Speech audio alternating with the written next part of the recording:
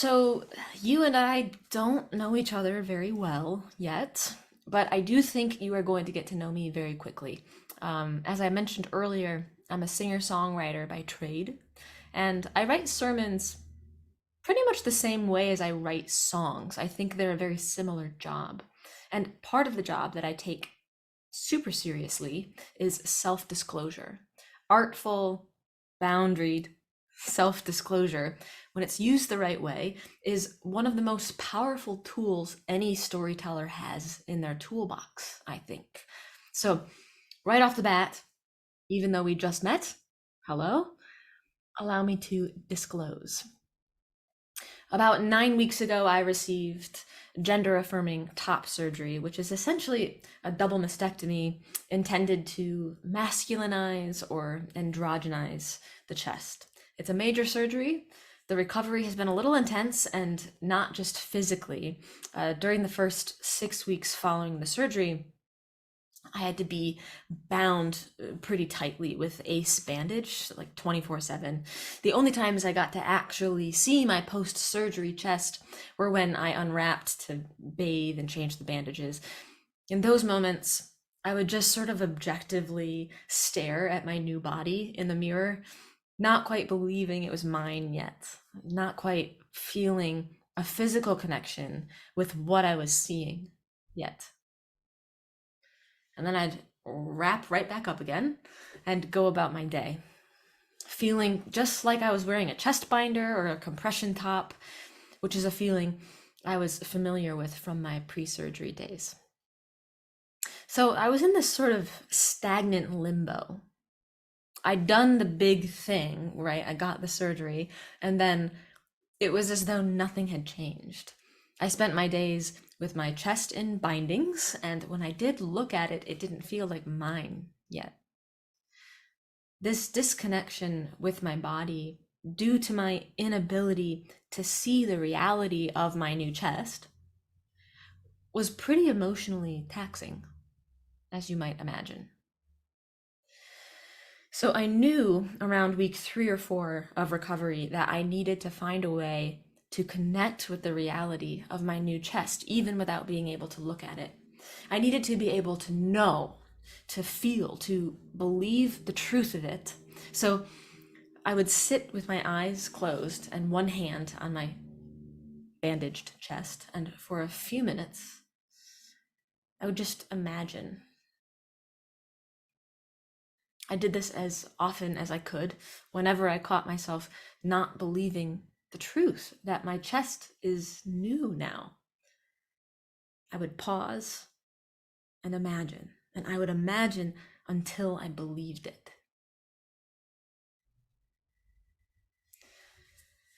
In our scripture reading this week, we see Jesus appearing to his disciples after the resurrection. It's a very nice story. But I'd just like to say, as a person who preaches, I find the nice stories difficult. I far prefer to preach on the not so nice, kind of messy stories, because those feel like going on a scavenger hunt for the good news. And that's a lot more interesting than a nice story. So when I started preparing this sermon for you all today, to be honest, I thought we were in for kind of a boring ride. However, as I studied the text, I stumbled upon something pretty annoying, which is exciting. It's like an invitation to get creative. So I'll tell you about that in a couple minutes. But first, actually, before we pick up today's passage, we should recap. Previously on the Gospel of John, a post-resurrection Jesus appears to Mary Magdalene, and she doesn't recognize him at first. She supposes him to be the gardener. But then he says her name, and she immediately knows who he is. He tells her to go and inform the boys, so she does. And that's where we pick up in today's episode. It's evening, and the disciples are somewhere behind closed and locked doors. They don't seem to be rejoicing about the news that Mary has given them. All the text says is that they've got the doors locked for fear of the Jews, which we can assume means the Jewish leadership of the time that had authorized the public execution of their friend, right? So they're afraid. But they've also just heard from Mary that Jesus is alive, so maybe they simply don't believe her, or maybe they're too afraid to believe her. I wrote this song about hope one time. It wasn't a very good song. Uh, and it wasn't really about hope. It was like a letter to hope. And the letter that I wrote to hope, it went like this. I want nothing to do with you. I want nothing to do with you. Anyway,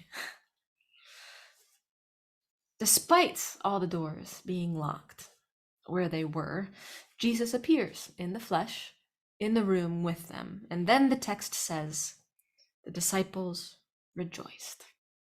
Finally. Can you imagine? Even though we've obviously never experienced exactly what the disciples experienced in that moment, can we imagine? Like, when we've locked the door on hope because we're afraid it'll disappoint us, like when we've made plans to flee the country in case legislation keeps trending a certain way, or like when we've sworn off being vulnerable with a friend or a partner because we can't believe they'd love us if they really knew us, like when we've stopped believing our relationship with that family member will ever be repaired, like when we've decided something is too good to be true. And maybe we're right about that. Maybe we're usually right about that. Maybe hope has a habit of disappointing us. But can you imagine having closed and locked the door to hope like that, and then seeing the thing you didn't dare to hope for right there in the room with you, in the flesh? Can you imagine the disciples' joy? It's such a nice story, isn't it? The scene changes. It turns out Thomas wasn't with the rest of the disciples for this joyous moment. And when they tell him about it later, he has this attitude. And I've always loved Thomas. Something about his "I'll believe it when I see it" energy feels very relatable. What's interesting is that the narrative I picked up when I was younger is that it's somehow a bad thing to be a doubting Thomas. I guess people read the passage and thought that Thomas was rebuked by Jesus or something. But actually, it's so much simpler than that. Thomas says he needs proof, so Jesus just shows up again and gives it to him. It's not a bad thing to need proof, just as it wasn't a bad thing that I had a hard time connecting with my new chest while it was all wrapped in bandages, right? It's easier to believe something is true when we can see, touch, smell, taste, hear, physically engage with it in some way. Our bodies need that sensory data in order to make sense of reality. So Jesus doesn't rebuke Thomas for needing that proof. But this is where I came across the little annoying thing in our text today. After allowing Thomas to see and feel his scars, Jesus says, "Blessed are those who have not seen and yet have come to believe." And friends, this bothered me because I realized that no one in our text today models the behavior that Jesus blesses. Every single one of the disciples receives physical proof that Jesus is alive.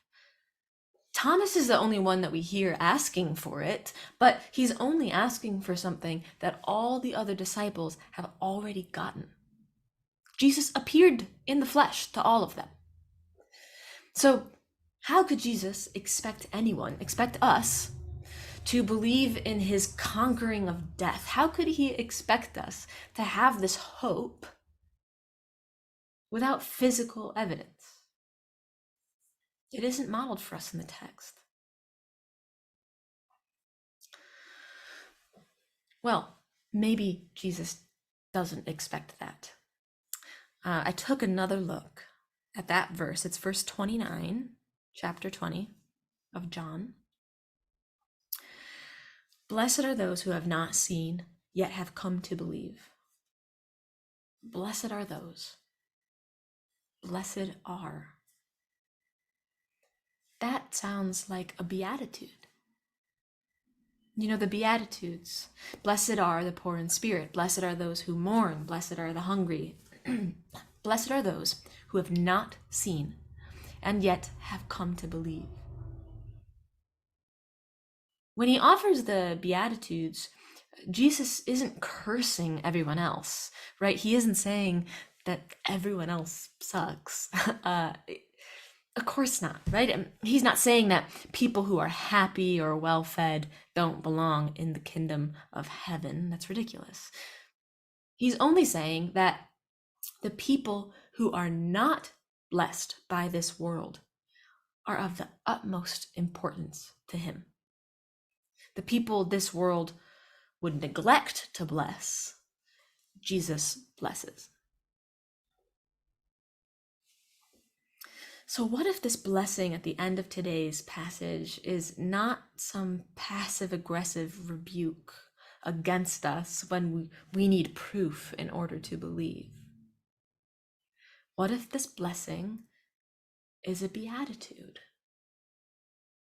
What if, when we have no choice but to hope against hope, when we keep calling our senators, when we keep calling our friends, when we reach out to our families, when we try sobriety again, when we believe, even though there's no physical reason we should still believe, maybe Jesus blesses us.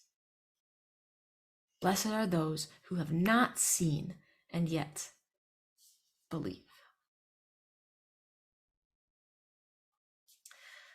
That writing exercise that I had you do at the beginning of the service, I promised it would come back around. You can take the paper out and look at it. You don't have to show it to anyone else, just keep it to yourself. Like I said, this is an exercise that I do every day. It makes me a better writer. It helps me practice writing about details instead of getting too big picture. But more than just a writing exercise, I find it very grounding and meditative because it forces me to think about sensations in my body, not just sensations that are happening right now, but things my body has experienced before, right? So it helps me to remember, it helps me imagine. I'm fairly certain that very few of you, in fact, perhaps none of you, are actually consuming lemonade right now. But I'm betting you were able to come up with a few things to say about it. Maybe you wrote about the color of lemonade, or the perfect balance of sour and sweet. Maybe you thought of a lemonade stand you had when you were a kid, or you remembered the feeling of summertime on your skin. Even though we don't have lemonade in front of us, we can imagine it. Our bodies have enough physical sensory data about lemonade that we can imagine the reality of it, even when it's not here, right? After my top surgery, I had enough physical experience in my own body, enough dreams of what my body could be, enough snapshots of my new chest that I could close my eyes and imagine the truth of it. I could believe it, even without seeing it. Friends, we believe without seeing all the time. It's not optimal, right? We'd prefer to be drinking lemonade instead of just dreaming it. But blessed are we who believe in good things even when we cannot see them. We whose bodies remember what it's like to taste lemonade. We whose bodies know something about life, even when there seems to be no physical evidence of life to be found. So, we haven't literally seen the risen Jesus, but when all the doors were shut and locked, we saw high schoolers making a way, making their voices heard at the state capitol. And our bodies remember that. So, can we imagine? We haven't physically touched Jesus' scars, but we have witnessed the repair of relationships we thought had been irreparably wounded, and our bodies remember that. So, can't we imagine? Our bodies know what life is. Our bodies can imagine resurrection. Even when life is not right in front of us, when change feels impossible, when peace seems like a pipe dream, when justice feels unattainable, when we cannot see it, taste it, smell it, hear it, touch it. Blessed are we who have no choice but to believe, especially when life seems unimaginable. Blessed are we who imagine it anyway. Amen.